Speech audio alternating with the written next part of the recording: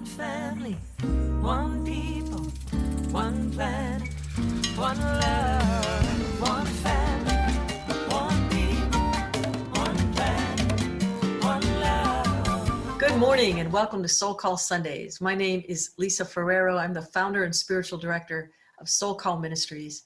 Wherever you are on the planet, we welcome you this morning. This very special Solstice Sunday, longest day of the year, the day with most light. And we also send out a very warm welcome and send so much love and gratitude to all the fathers out there. Happy Father's Day. We've been navigating the tides of change for the month of June. That's been our theme. And the weekly theme within the monthly theme is a lifelong process, emergence. A lifelong process, emergence.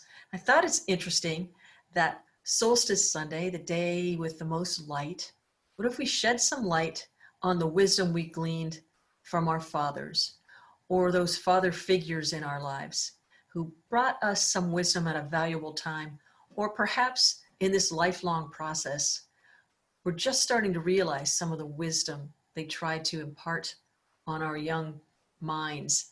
And through this lifelong process of emergence, maybe we're finding these pearls of wisdom coming back to us time and time again as we ride the tides of change, where we were able to put to use some really good insight into this specific thing and that specific thing, and weaving the thread of love as wisdom and using light to broaden our horizons, so to speak, and make clear our path as we emerge through this lifelong process of conscious evolution. And to grow, there's this part of us that must be willing to embrace necessary change, to allow ourselves to evolve in a new consciousness. Necessary change. Sometimes it's the letting go of one thing in order to grab onto something else. I know one of the things we're going to do today is I've invited a bunch of friends of SoulCall Ministries, some of the people who work on the newsletter and on the productions and who are just part of the newsletter period, people who receive it, and you are members of SoulCall. I invited them to come in and just tell me one little piece of wisdom that your father shared with you, that you found valuable at some point in your life. Maybe you didn't realize how cool it was right at the beginning, because nobody likes to hear. It's kind of hard to hear things when you just totally screwed something up and somebody comes in to say, well, maybe you could have tried it this way. Yeah, no kidding. But sometimes when you have a little separation of time, we can take these ideas in and make them a useful, reliable part of our character and bring new life and new meaning to it in a different way. Several bits from my father. I remember I played softball growing up, and my father would watch me play. And I had this sometimes, I would, in order to try to hit a ball to right field or just hit it in a specific place, I wouldn't follow through. I would just kind of punch it. And I thought that's how to do it. And if I would just swing the bat and hit a ball to right field, my father would come over to me and say, what you really need to do is follow through. He was always saying, follow through. And sometimes when I'd step into the batter's box, I would just see him somewhere and he would just do this hand motion saying, follow through. And my singles became doubles or home runs or something because of that little piece of wisdom. But it applied to so many other things, like most good sports do. A positive experience in sports is what I mean, is when you could take some of those metaphors and bring them into metaphors for life, not just for the game of softball.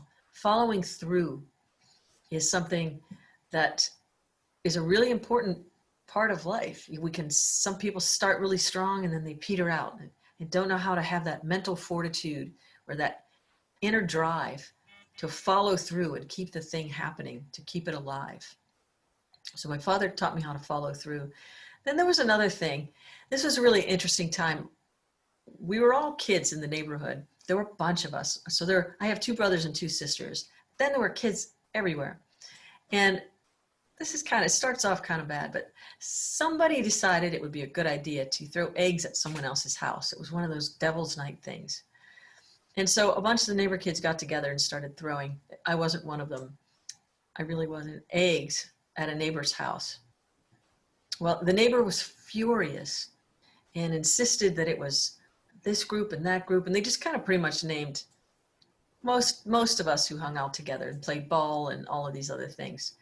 And so my father lined up all of us, except for my older sister, who wouldn't have been able to throw an egg at a house. That wasn't her thing. Lined us all up and asked us if we did it. And we said no. He said, okay. So he let us all go. And as I was walking out of the living room, the lineup living room, he took me by the arm and he pulled me back. I was about 9 years old. And he just looked right at me and he said, why would they even think you would do it? And he just looked at me. And I didn't say anything because it was so deep. It was such a, oh, wow. What he was saying was, your character should be so strong and so in alignment with other things. Somebody else should have been able to just say, no way, she didn't do it. Like, why would they even think you did it? You should just be so impeccable with your character that no one would even think you would do such a thing. Like, oh man. So he set the bar really high with that kind of character building things. My character was never to be called into question, but I do follow through and I do try things. I do things that are different. I do things that are new. I do things that are challenging because I know that inside I've got that follow through, that drive to start it and see it to come to fruition. And the other thing about playing team sports, which I thought was an interesting part, and I'm glad that my family found the value in team sports, because you learn how to work together with others. You learn your individual position on the team. Then you learn how to weave it with others' strengths so that together we create an opportunity for us to thrive as a group, as a little village, if you will. But team sports was a valuable thing, and my father was very encouraging and supportive in that regard.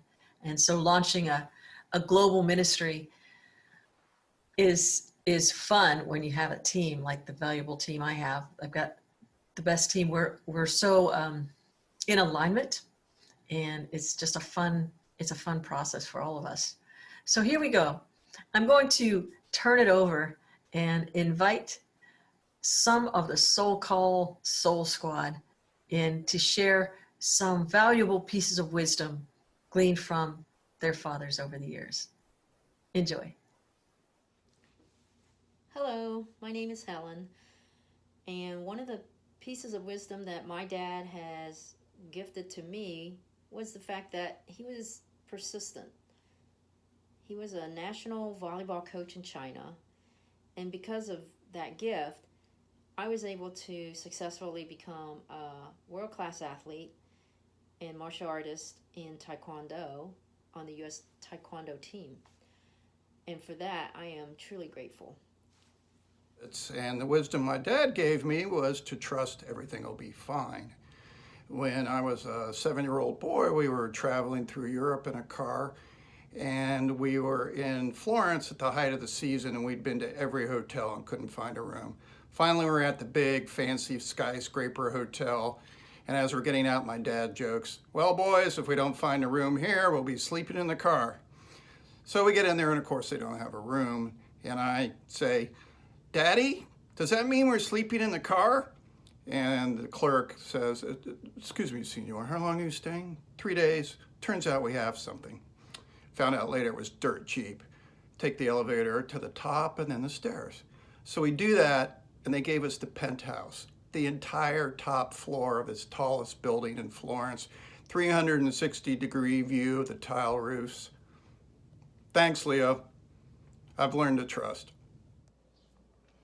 Hi, my name is Deborah Weisenberger-Lippitz. My father's name was Robert E. Weisenberger, but everybody called him Bud. And my father passed away on April 14th, 2010. My father was the anchor, my support system. And not only for myself, but my sister, my mother, my dogs. And when he left, there were so many words of wisdom. But what he gave me was a willingness to help others. My father was always there with a positive attitude, mending fences, helping the neighbors, putting on roofs, always helping. So for that, I am so grateful. I miss him desperately, but wherever he is right now, happy Father's Day, Dad. Hi, I'm Natalia Zuckerman. My father, Pinchas Zuckerman, has given me my ears, my sense of joy and lightheartedness when I can find it. He's given me so much wisdom, and something he told me a while ago, I was going through a really tough time, and he said, music can be your best friend. Let it be your friend. And indeed it is, time and time again. He's also often said, move your fingers every day, even if it's just a few minutes. And his dedication to practice and his craft instills so much of how I approach life. Happy Father's Day, everybody. So I am sure you've heard the term young at heart. That was my dad in a nutshell.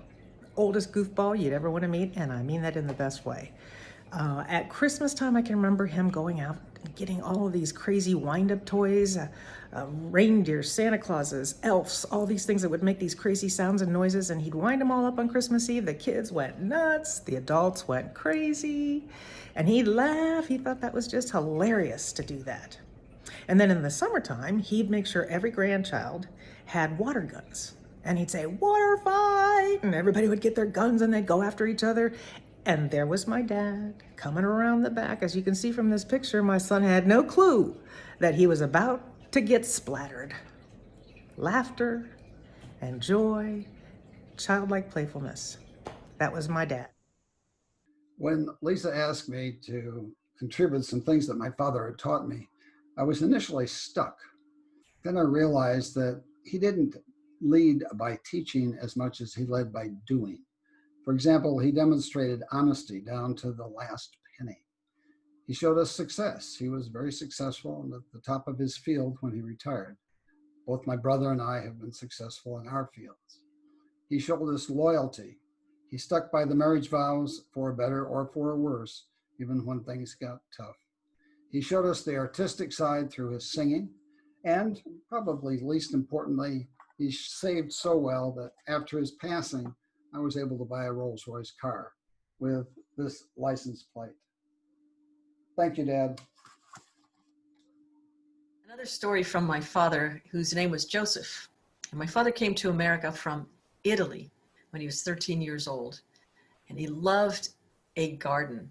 We had a gigantic garden, a vegetable garden in the backyard, and we also had fruit trees. My father said he never had a cavity until he came to America. That's what he would say to us all the time, because he didn't eat candy. They ate fruit in Italy growing up. And so that was good enough for us too. So we had fruit trees, plum trees, pear trees, cherry trees, apple trees, peach trees in the backyard.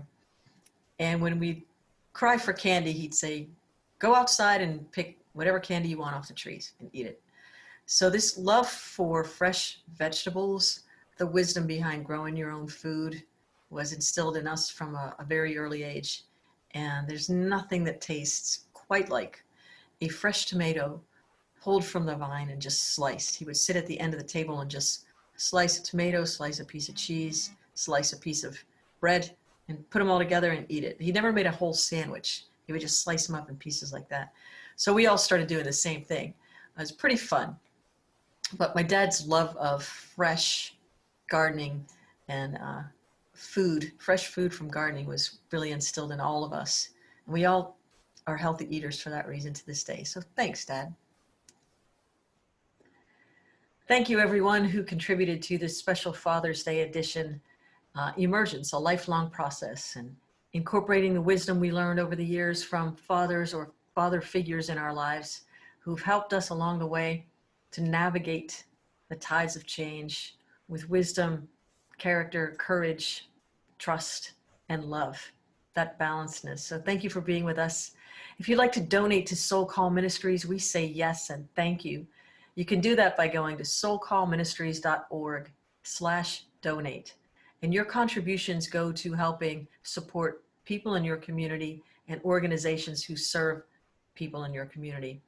And if you'd like to send us more information about an organization or a human being in your community who would need some support, drop us a line at info@soulcallministries.org.